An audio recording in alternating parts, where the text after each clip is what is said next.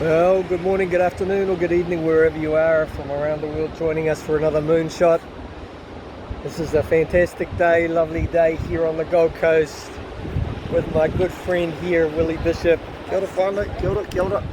Champion of sports, champion of hearts, champion of the mind and body, and looking just to have a chat about some things that we both see in the work that we do. And a lot of this work isn't work that we do because there's financial reward, but because there's heart reward, because there's mana, because there's wairua, because there's spirit and love in it, and because we want to just help people deal with things. And as a mindset transformation coach, I'm not about changing people, but enabling them to realize they have the ability to make change. So this Moonshot I've titled Your Thermostat for Change. Now, we're raised in different environments, and those environments form the constructs of our life. You know, the family environment, the community environment, the people, the language, the habits that we see, that we take on board. And a lot of things in our lives are the result and the outcome and the showing of the things that have been around us. And we've accepted that those are the way that the things that will be done. Now, when I was in high school, I was a rebel. I was a bit of a rat bag, and my student body liked that in me, that I would do things differently, and so they voted me as student body president when I was in my last year of school. And I completely disrupted the way that things were done at school because I'm a why guy. It's like, why do you do this? Oh, because that's the rules. Oh, yeah, but why? Well, if there isn't a why, then okay, I'm going to interpret differently, and let's see if we can, expand a little bit more. And so the way that I've then blended that into, sales and leadership, and helping people to realize that they can make decisions if they're informed and they know what the benefits are in change. And we set in our lives a thermostat that we're prepared to accept. And just like a thermostat we can walk over to and adjust the air conditioning, cool or hotter or to suit us, you can do the same thing with your life. Now, Willie's been through some change, I've been through some change. You've heard a lot about some of the things that I've done. Willie's had a background in multiple sports, mainly in footy, so league, union, touch, Yep. represented state, represented national, now works in the fitness industry, taking all of that, giving back, helping people to be healthy. But he went through a mindset change, and so let's want to chat about that. A couple of things. It's, the level of acceptance that we have, and questions that I'm going to get you guys that are listening to think about is, what's your tolerance for accepting things as they are? And is there a thermostat that you think that you can maybe adjust? And what are the settings that you think you might like it to be adjusted to, and then how you go about doing that and empowering yourself to do that to get some change? So Willie, I'm not going to go into the details of the changes that you needed to go through and why. If you want to bring that out, then that's cool. But was there a point in your life? Well, clearly there was, so that's a rhetorical question. When did you realize that what you'd accepted in your life, your thermostat setting, when did you realize that that wasn't really comfortable and wasn't who you could be or had the capacity to be? First of all, Matua, thank you for having me. Always good to corridor with you, to talk to you. A lot of people already know that you've sort of guided me a little through my journey, so I appreciate your knowledge and the wisdom that you've shared. But just to answer the question, whānau. So for me, a lot of the lessons that I learned through my journey were through my marriage separation to my wife. So we've been married 17 years and we're separated for 2. And I learned a lot of lessons in that 2-year period about changing my behaviour, changing the circle of people that I used to hang around, putting myself in better environments.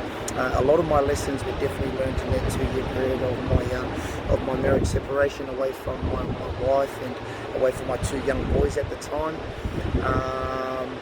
things like acceptance, as we're speaking into now, accountability was something massive that I had to understand and learn about.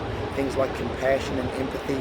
A lot of those big words to me back then were a lot of the things that sort of I spent a lot of time in during that 2-year separation period from my wife, and to this day, I was fortunate enough to have saved my marriage and reconciled my marriage, which is 4 years ago now.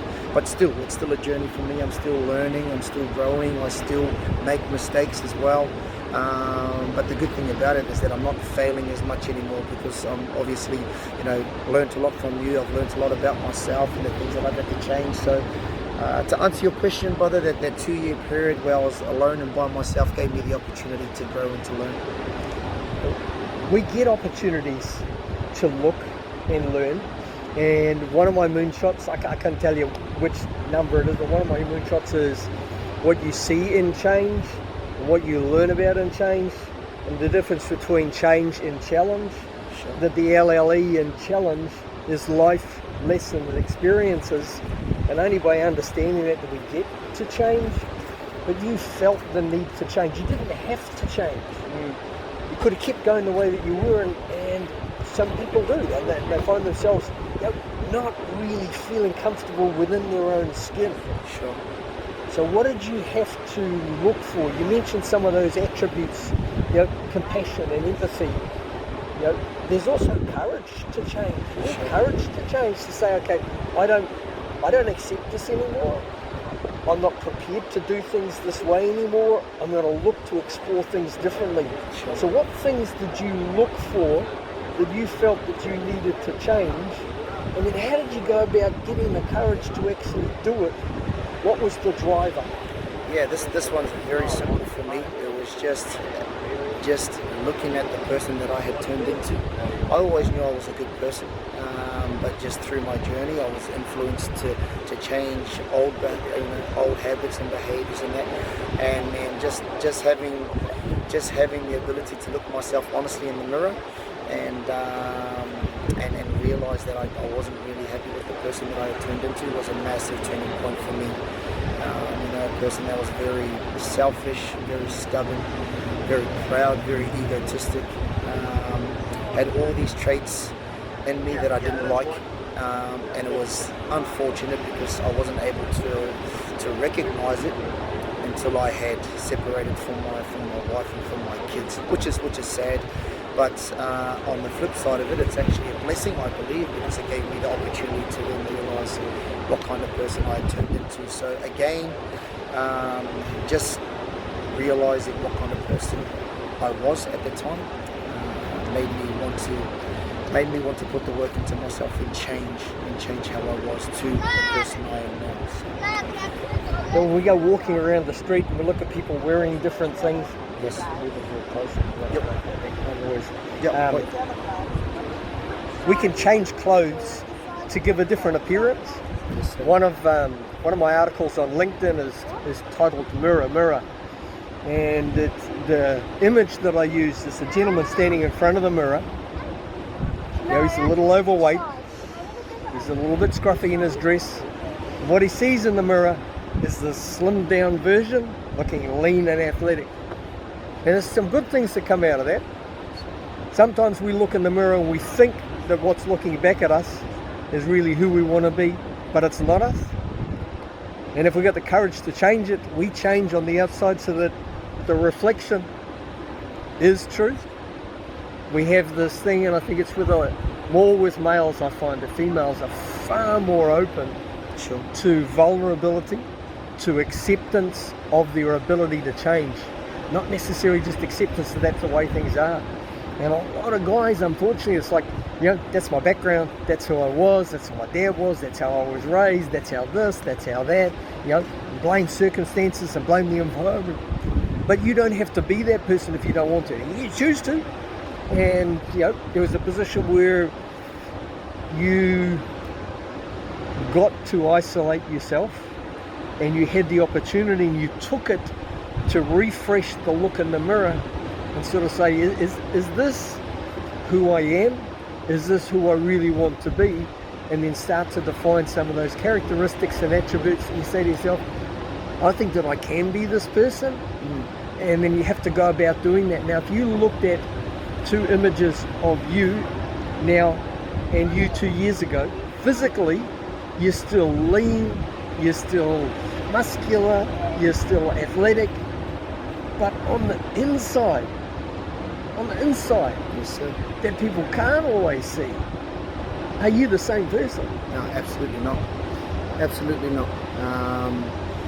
That's one thing that I was very conscious about. Was I've always kept myself fit and healthy because of obviously my sporting journey and how important it is to stay fit. But for me, there was a lot of change that I needed to do internally. And one of the pointers that I said to you was I used to be a very selfish person, and that's something that I really wanted to change. I was always put myself first. I didn't care who I hurt along the way, whether it was my wife, whether it was friends or family. As long as I got what I wanted, then I was happy. But then I didn't realize that I was hurting the people that I loved, or people that loved me the most, through that process. So I really wanted to change that. I was also once told that you're either born with empathy or you're not. And this particular person told me that, unfortunately, I didn't have that. And so, not knowing what it was at the time, to then understanding what it is, what empathy is, it's something that I really, and to this day, still really working hard on. But I feel that's one of my key attributes now, is that I'm very empathetic. And for me, empathy is an emotional connection to someone. I may not have experienced something that you have, that may have been traumatic, but I'm very capable of being able to put my feet into your shoes and have that emotional connection with people now, which I never had in the past. So there's a lot of things that I've changed internally. I want to be, and I know I am now, but I want to be a good person inside first, inside out, then outside in, on how I used to be. And I'm still working on a lot of things, but very grateful for the work that I've put into myself and the changes that I've made so far. It's a constant. And on the drive here from Ravenna, we talked about a few things, and towards the end, as we pulled up here, you were saying, your head's in a good space, your heart's in a good space, your body's in a good space, your family's in a good space. And is there a sense of calm that comes with this idea that, not this idea, this concept, this principle, this reality, that when you determine who you want to be and make the effort towards achieving it, that though it's a constant, and though there's disruptions, and though there's challenges and interruptions, and things don't always go right, and we have our days where, we'll say some things that's like, but we get to realize, okay, that's something else I can work away on. It didn't come out really right, but we're a little more cognizant, we're a little more aware, as you said, we're a little more present, as you said, of the things around you. Do you find yourself that you're in a calmer and a better space compared to what might have been the angry, arrogant, proud fellow that was there? You can still be Willie B, but have a different reflection to the world. Yeah, absolutely. And the reason why I am at peace and am genuinely happy in every aspect of my life is because I have so much more clarity now. I always used to be a yes person, yes to this, try and get involved with that. And one thing that I've really stripped back over the last 3 years is less is better for me and my whānau, me and my family. And so I know what my priorities are now. I know that my family is the most important thing to me. So they always come first, which they never did in the past. So whānau or family first for me always now. I love what I do in terms of work. I'm fortunate to be in the gym industry, which is something that I'm very passionate about. So I love my team there, I love my community there, I love my role in that environment there. So genuinely happy there. And as you know, I have my men's group down in Sydney, which is amazing. It's been a life-changing experience for me. Something that I wish I'd had back through my struggles. So when it comes to prioritizing, I have so much more clarity now. Whereas in the past, I sort of had no direction. I had no vision on what I wanted to do. I had no vision or direction on where I wanted to go. Now I know what's important to me.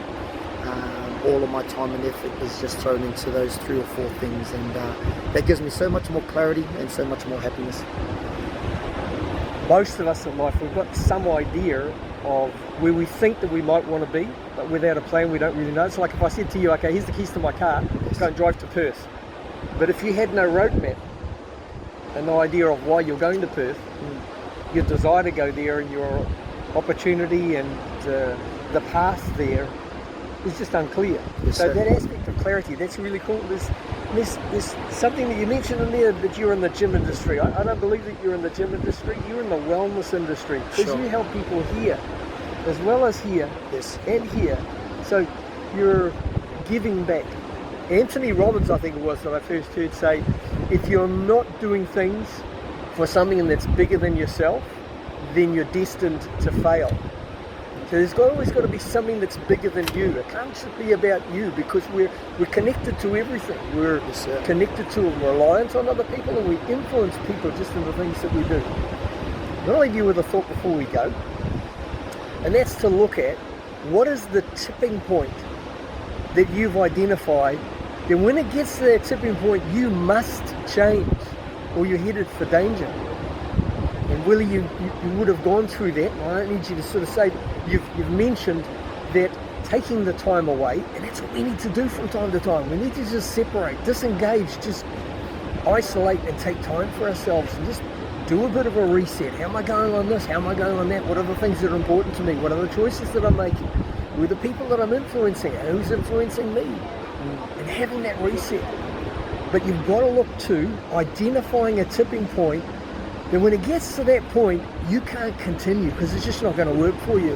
And to be prepared to separate yourself from things, from people, from situations, from employment, from habits and behaviours. So I'm not prepared to accept those anymore. I need to change, because I can be better than that. So think about that tipping point in your life. Think about the clarity that Willie's mentioned that helps you in that. Think about the qualities and the attributes, the people that can help you to do that. Who do I know that can help me be courageous? Who do I know that can help me to develop empathy and compassion? Who do I know that can help me in the things that I need for my work, my family, and those things? And look at how you can better set the thermostat on your acceptance for the things that are in your life and the things that you have the ability to change. Emerson, I use this quote a lot. Quote that I love from it. To be yourself in a world that is constantly trying to change you into something different is the greatest accomplishment. Be yourself. And as you do that, as always, live, love, and serve. Kia ora whānau.